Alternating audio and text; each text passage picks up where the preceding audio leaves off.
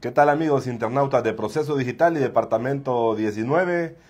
Este mediodía nos acompaña la directora del Observatorio Nacional de la Universidad Nacional Autónoma de Honduras, Migdonia Yestas.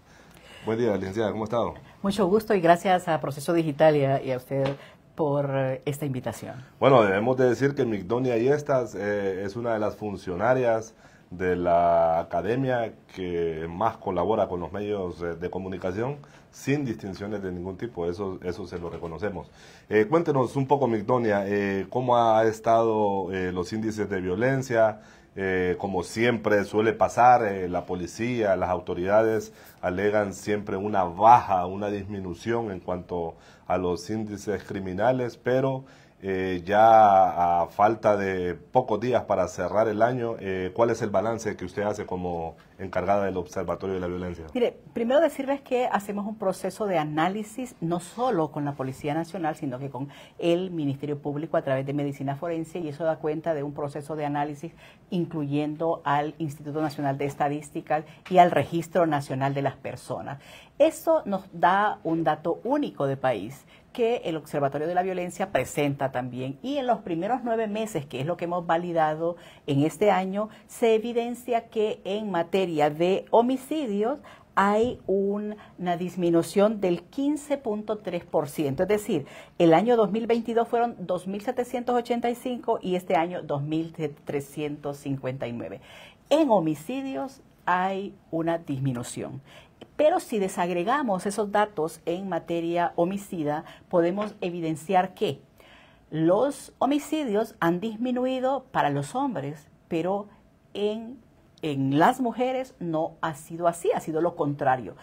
El año pasado se cerró en muerte violenta de mujeres y femicidios con 308 muertes. Y este año, en los primeros 9 meses, hay 333 mujeres. Es decir, que estamos superando el número de muertes violentas. De hecho, si solo desagregamos la tasa de muertes violentas de mujeres y femicidios, vamos a pasar de 6.3 a 7.9. Pero hay otros delitos que también analizamos en el observatorio y que es, por ejemplo, los homicidios múltiples, que han aumentado en comparación al año anterior. Ya tenemos 41 homicidios múltiples con 198 víctimas.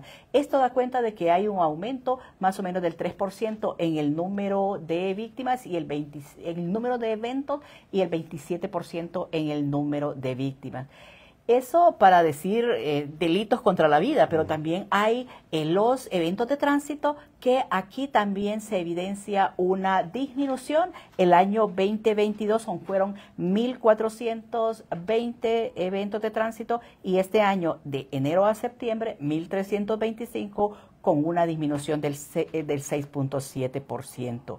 Y en homicidios, 9 víctimas diarias, en eventos de tránsito 5 víctimas diarias. Y aquí también hay que ver con los eventos de tránsito, que es una preocupación, porque el año pasado disminuyó todo menos los eventos de tránsito, y este año, con lo que está ocurriendo y cuando hay impericia a la hora de conducir, cuando no se analizan los problemas ambientales, incluyendo el estado de las carreteras, o cuando las personas no conducen respetando las normas de la ley vial, cuando las personas van leyendo textos en sus teléfonos o van conduciendo a alta velocidad o rebasan sin tener la precaución de saber que va un autobús y puede morir muchas personas solo por llegar rápido. Eso hace que se vea un problema en los eventos de tránsito. Vamos a ver un mes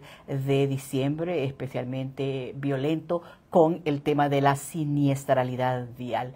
Así podemos seguir viendo otros delitos contra la propiedad, que son los que le preocupan a la gente: el robo, el hurto y sobre todo la extorsión, que a pesar de todas las estrategias en materia de seguridad, no se ha logrado disminuir, a juicio de los que padecen este problema y que viven día con día el estar pagando a 1, 2, 3 y hasta 4 extorsionadores, como lo han manifestado los dueños del transporte público, por ejemplo. Sí, bueno, después de toda esta radiografía que nos ha hecho de los índices de violencia y también de sucesos viales en el país. ¿Qué balance hace usted en cuanto a la muerte de mujeres, a la muerte violenta? Es un tema que nos preocupa fuertemente. Proceso Digital siempre está sacando o publicando temas en ese sentido, y la verdad que lejos de disminuir, las muertes violentas de mujeres van en incremento. Sin duda, ese es un problema que debe preocupar al país, al gobierno, porque estamos siendo el primer país más violento en femicidios en Latinoamérica. Y esto es grave porque no solo lo dice el Observatorio Nacional de la Violencia, sino que el Observatorio de Género de la CEPAL ha manifestado que ocupa el primer lugar. Otros años ocupábamos el segundo lugar, ya tenemos esa honrosa dicha.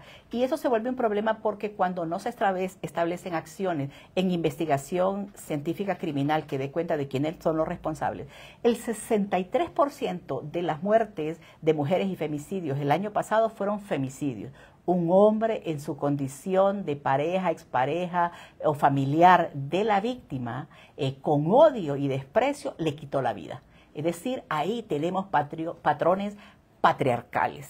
Hombres que creen ser dueños del cuerpo, del pensamiento y del comportamiento de una mujer, que creen que ellos la mandan y tienen el poder. Por eso es que se dice que son relaciones de poder, porque hay unos que sí la tienen y otros que no la tienen. Las que no la tienen son las mujeres que creen obligarlas a ser sumisas ante sus propios agresores, que son hombres en esa condición.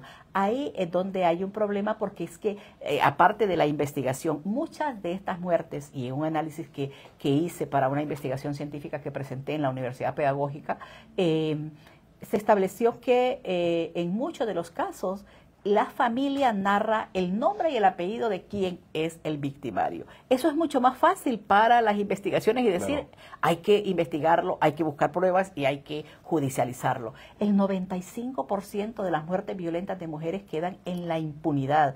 Y eso, para que la gente lo entienda, es que los hombres que matan a mujeres tienen el 95% de probabilidades de que las autoridades no lo atrapen. Y eso manda un mal mensaje, porque lo que hace que esas relaciones de poder están avaladas por el Estado si no se hace nada. Y si además de eso no se investiga y no se enseña sobre prevención de violencia de género, es decir, se trabaja en el control y la disuasión de ese delito, pero además en la prevención, y sobre todo enseñarles en el hogar o en la familia, en la escuela, en las iglesias, que las relaciones entre hombres y mujeres deben ser de igualdad. Podemos empezar por la equidad y después seguir con la igualdad, pero nos debemos respeto, y si no se les enseña a los niños que las niñas son iguales, difícilmente vamos a revertir esta cultura patriarcal que solo trae lesiones, violencia física, psicológica, sexual y patrimonial a las mujeres, y los femicidios, que es el que tenemos ese primer lugar en Honduras. Bueno, prácticamente nos ha dicho, y algo que todo el mundo sabe, la inacción por parte de los operadores de justicia para dar con los responsables de las muertes de mujeres. Ahora, yo recuerdo precisamente cuando la ciudadana presidente Xiomara Castro tomó posesión del poder, uno de los puntos en su discurso de asunción fue eliminar la violencia contra las mujeres. Seguidamente, un año después, se eligió una mujer como presidente de la Corte Suprema de Justicia. Estamos hablando que dos poderes del Estado en poder de mujeres prácticamente se comprometieron a luchar contra este flagelo que le quita la vida a la mujer, a una mujer cada 21 horas en Honduras. ¿Qué ha pasado? ¿Qué ha pasado? Que no vemos políticas desde el Poder Judicial y tampoco desde el Gobierno de la República. Sin duda, tener mujeres en puestos de dirección, en diferentes cargos, es importante. Desde alcaldesas hay 16, hay 197 regidoras, hay, ahora no recuerdo cuántas, diputadas, la Presidenta de la República, ministras, Corte Suprema de Justicia. pero si no establecen acciones afirmativas en favor de esas mujeres que sufren, porque la pregunta es, ¿cuántas de nosotras hemos sido víctimas de diferentes tipos de violencia? Y podemos levantar la mano y todas las mujeres vamos a levantar, porque puede ser acoso laboral vertical hasta violencia física o hasta humillaciones que desde en el trabajo, en la casa, en la calle o en la iglesia les hacen a las mujeres. Pero cuando nos dijeron mujeres no están solas, no solo es tenerlas ahí y que se vuelvan esa mente de hombres, como esa mentalidad patriarcal, porque en ese espacio nos han educado, es que también empiecen a ser sororas, que empiecen a ver a la mujer como la otra, que hay que conversar, que hay que empoderar, que hay que volverlas autónomas. Y eso es lo que no está pasando en este momento. Por eso es que es importante no solo decretar leyes, pero sí es importante la ley contra la violencia doméstica, la violencia intrafamiliar, la violencia de género, porque eso nos da instrumentos legales para poder demandar al Estado o a otras personas. Pero es importante que se desarrollen acciones afirmativas, como por ejemplo, si el problema es la investigación criminal, entonces unidades de investigación de muerte violenta de mujeres en los diferentes departamentos. En este momento solo hay 2 y ya por lo menos el director de la Policía Nacional y el ministro de Seguridad han dicho vamos a sumar 4 más. Esperemos que sea lo más rápido posible porque este aumento tiene que establecerse acciones que sean contundentes. La línea 114, el relanzar la línea 114 también es importante porque ahí pueden hacer los llamados de auxilio las mujeres y esperemos que se atiendan. El que haya más ciudad mujer en diferentes municipios ha sido importante y viene del gobierno anterior, es bueno y hay que continuarlo haciendo, pero también se requiere que se atiendan las prioridades de las mujeres en el agro, en la industria, en las universidades, el acceso a la salud, el acceso a la educación van a ser importantes porque ahí nos van a demostrar que las mujeres cuando denunciamos o cuando establecemos que un jefe está acosando o está desarrollando cualquier tipo de violencia que requiere que se denuncie, porque hay que decir a las mujeres, tiene que denunciar, porque de lo contrario no podemos activar el sistema. Y eso nos va a permitir que se pueda reducir esa impunidad cuando el Estado hace o establece estrategias en favor de las mujeres. Migdonia, esta semana escuchaba a un abogado penalista decir que desde la parte política y de los propios operadores de justicia hay un afán por perseguir a los corruptos. Pero decía él que también se ha descuidado el crimen común, el crimen organizado que mata a mujeres, que mata a niños, que mata a hombres y que dispara los índices de violencia en el país. ¿Qué opinión tiene al respecto? Sin duda, cuando analizamos la violencia en el país, se evidencia que los ajustes de cuenta que desarrolla el crimen organizado, porque hay 2 o más, están uniéndose para decir mata a este, mata al otro. Y esa es la principal causa. En segundo lugar son las relaciones interpersonales, las riñas interpersonales, pero también hay relaciones con maras y pandillas, enfrentamientos entre bandas criminales y demás que tiene que ver con la criminalidad organizada. Y ahí es donde también es necesario atender. Es que debe haber una estrategia para el trabajo diferenciado con estas acciones. No es lo mismo tratar la violencia contra las mujeres, que son los hombres en su condición de parejas, exparejas o familiares que le están quitando la vida a las mujeres, o estos grupos organizados, que ver las maras y las pandillas, las bandas criminales o el narcotráfico que causa mucha violencia y miedo y control del territorio en los diferentes países. Por eso es que el abordaje integral de la violencia diferenciada debe ser importante para establecer estrategias y políticas públicas. Sí, bueno, desde las autoridades de las propias seguridad del país, vemos que hay riñas, que hay dimes y diretes, que hay confrontaciones entre funcionarios y eso sin duda solo invita a que el crimen siga desarrollándose todos los días en el país. La propia viceministra de Seguridad ha denunciado que la policía participó en la matanza de Támara, donde murieron 46 mujeres. La policía le ha contestado no tener nada. Incluso ayer uno de los escoltas de la viceministra fue producto de un tiroteo, prácticamente de un atentado. Y hoy la policía contesta que la viceministra camina más seguridad que los agentes que están asignados a la posta de Villanueva.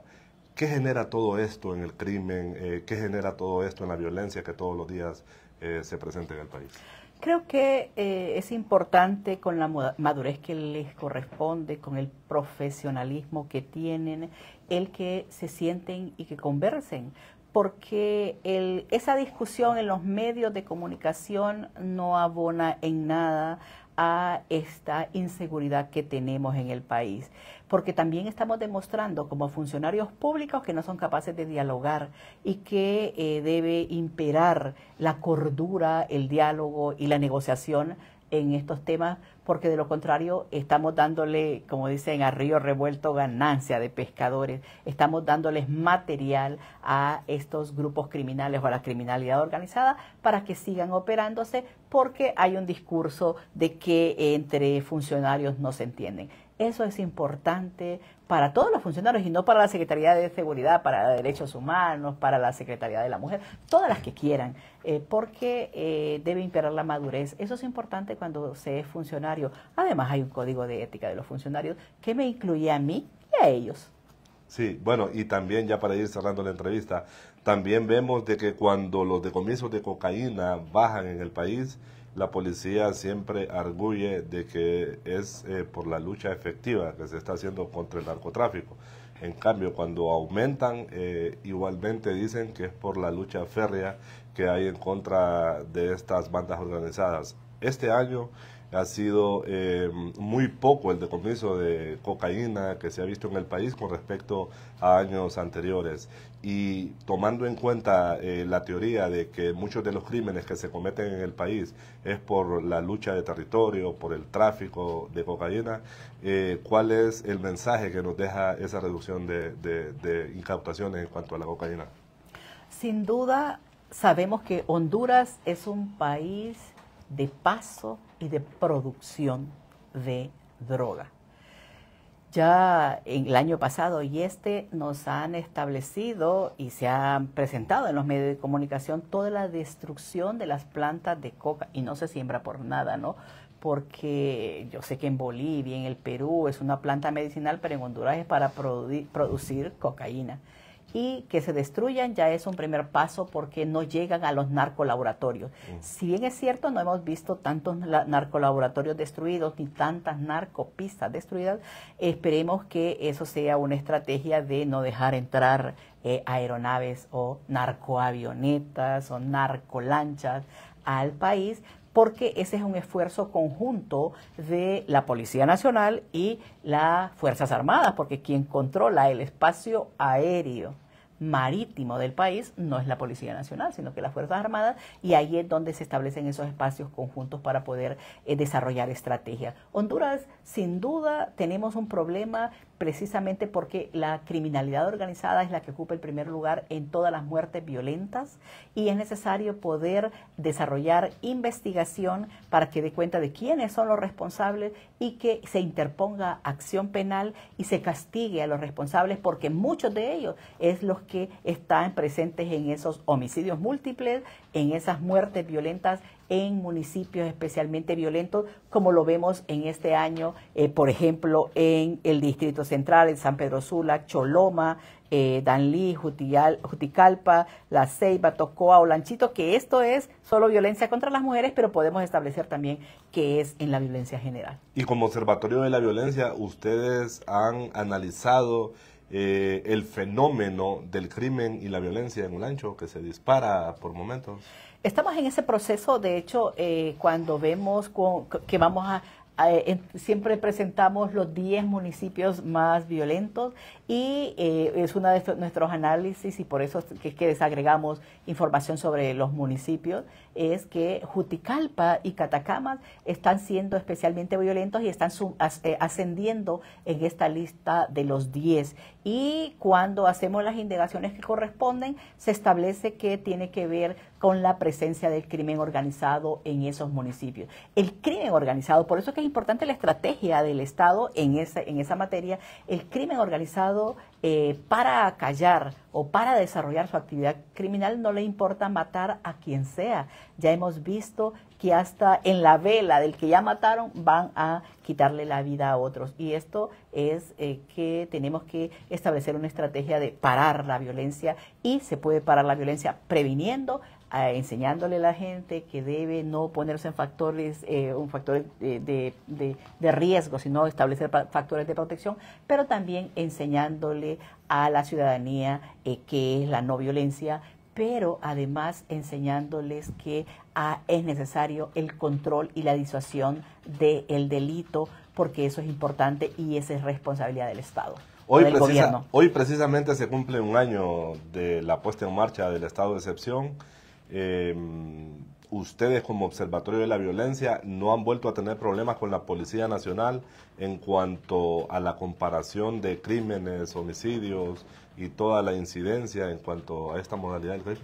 Sin duda tenemos una muy buena relación con el ministro de Seguridad, con la viceministra de Seguridad, la doctora Yulisa Villanueva, con el doctor Sánchez, con el director de la policía, y ellos han sido muy abiertos en brindar la información adelantada al observatorio para poder hacer los análisis primarios, aun cuando no estemos en ese mes de validación, porque nos van entregando la base de datos por mes y muchas veces nos los adelanta para poder hacer nuestros propios análisis. Tenemos las puertas abiertas, hay una sana relación, una buena relación estratégica con la Secretaría de Seguridad, la Policía Nacional y la Dirección General de Medicina Forense, precisamente porque es un trabajo en equipo el que se hace, y el observatorio como veedor ciudadano y con un gran equipo de trabajo especializado, entonces hacemos los aportes que se requieren. Y no da pena decirlo, pero por ejemplo el año pasado la Policía Nacional dijo que la tasa de homicidios iba a cerrar en 35 por cada 100.000 habitantes,